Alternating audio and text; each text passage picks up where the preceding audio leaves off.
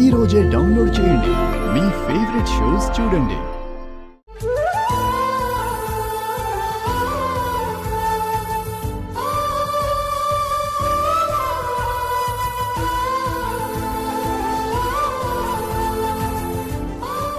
వైజయంతి గారని weight lifting coach. ఆవిడ నీకెందుకు కాల్ చేసింది ఫ్రెండు? ఆవిడ గారు ఈ బండతనం చూసి మెస్మరైజ్ అయిపోయింది.